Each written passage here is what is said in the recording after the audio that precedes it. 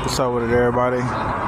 If you have a 2008 through 13 Silverado and you need to change your headlight, you're going to want to get this 10 mil at the top, 10 mil in the inside, and then over here there's one more 10 mil that's on the inside of this panel.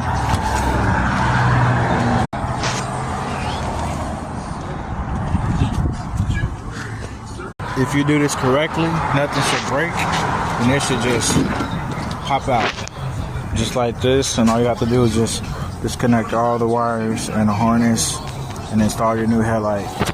So 110 mil here, 110 mil here, and then here in the inside.